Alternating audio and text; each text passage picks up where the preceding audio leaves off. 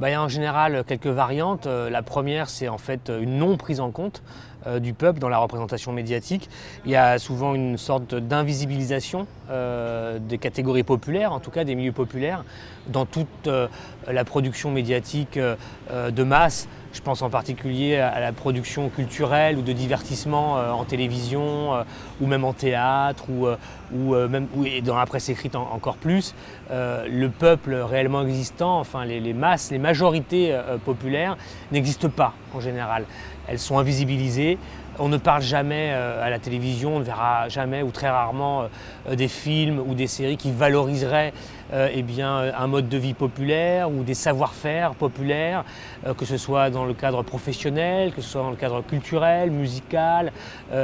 Tout ça n'existe pas en général. Et lorsque ça existe, dans ce cas-là, on est souvent sur des registres de ringardisation, c'est-à-dire en fait de caricatures négatives qui renvoient une image cliché de tout ce que peut, tous les clichés possibles du point de vue en général bourgeois de la vie populaire, c'est-à-dire une vie faite de rapines, de vols, de vulgarité, de comportements négatifs. On vole le voisin, on a un esprit dissipé, on est toujours dans les excès, l'alcool, etc. Enfin, en gros, ce qu'on dit en France comme étant un peu l'image soit du beauf, c'est-à-dire à la fois raciste, violent, machiste, etc. Ou bien l'image de l'abruti, finalement, de gens qui ont un niveau d'intelligence inférieur, des gens qui sont incapables de comprendre la complexité heureuse d'un monde qui leur échappe et contre lequel ils essayent de se battre d'une mauvaise manière, c'est-à-dire en se repliant, en étant fermés, en ne comprenant pas, finalement en étant les fauteurs de haine dans la société. C'est l'image en général qui est renvoyée par la chose médiatique. Je pense que c'est une manière d'empêcher disons l'existence d'une conscience en fait populaire en tant que, comme Marx aurait appelé ça, conscience de classe, quoi. C'est-à-dire que c'est l'idée de construire une représentation qui fait que cette partie de la société ne puisse pas se vivre comme un acteur collectif ou comme, un groupe ayant des intérêts communs ou ayant justement une place à prendre dans la société. La stratégie consciente ou même parfois inconsciente des médias ou des journalistes qui travaillent dans les médias qui finalement intègrent eux-mêmes cette représentation d'un monde sans les classes populaires.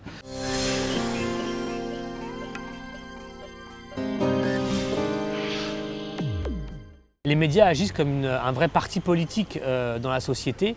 En France, en Europe, dans le monde entier, on le sait par exemple en Amérique latine, c'est évident. On a un cas d'école avec l'Amérique latine. Les médias sont un parti politique en général. C'est même eux qui, donnent le là de l'arène politique dans les pays.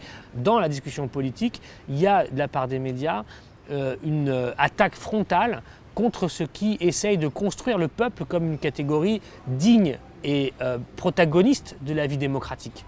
Ça, c'est un exemple. Un autre exemple, encore une fois, dans la dimension plus culturelle, plus même j'ai envie de dire de divertissement, parce que c'est très important, c'est par là que la représentation de la société passe pour beaucoup de gens qui sont consommateurs en fait, de programmes culturels, de divertissement. Je pense aux séries télévisées, encore une fois, je pense aux programmes tous azimuts, etc. Eh bien, le fait de dénigrer le peuple passe par le fait qu'en général, l'image populaire, c'est là qu'on trouve tous les clichés, c'est-à-dire des personnages peu enthousiasmants, des personnages qui ont toujours des vices, des personnages qui sont toujours dans des histoires de trahison, de vol, enfin tout ce qui peut être associé, disons, aux classes laborieuses.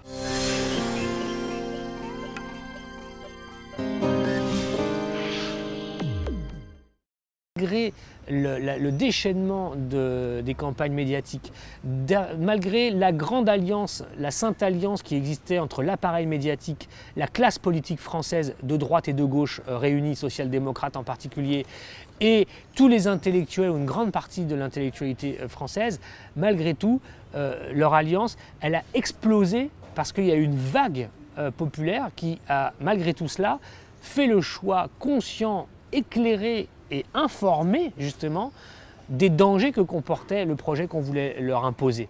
Et c'est ça où on voit que les tenants du système médiatique, politique et intellectuel, en fait, ont peur du peuple à la fin, parce qu'ils savent très bien que le peuple peut s'informer par d'autres moyens, est informé par d'autres moyens. L'information de tout à chacun ne passe pas exclusivement par le canal médiatique, fort heureusement. Ça, c'est déjà une représentation que se font les intellectuels et les journalistes de la société. Les individus et les gens qui composent les classes populaires sont informés sur le monde parce qu'ils en vivent les conséquences matérielles et concrètes au jour le jour dans leur vécu social. Le vécu social est une information, est une manière dont l'individu se frotte et se confronte à la réalité de ce monde complexe qu'il n'est pas censé comprendre.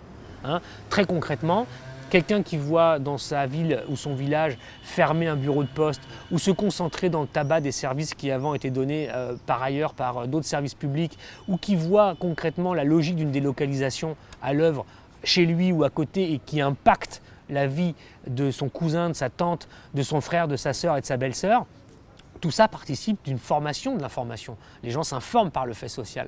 Et ça, c'est quelque chose qui échappe et qui échappera toujours aux médias. Donc de ce point de vue-là, les médias sont des colosses au pied d'argile. Le médium, c'est nous, c'est vous, c'est tous ceux qui vont regarder et qui vont être intéressés à cela. Ils ont une responsabilité parce que c'est eux qu'on voit et c'est eux qui peuvent faire en sorte qu'on les voit. Donc chacun est appelé à être acteur de ce type de projet.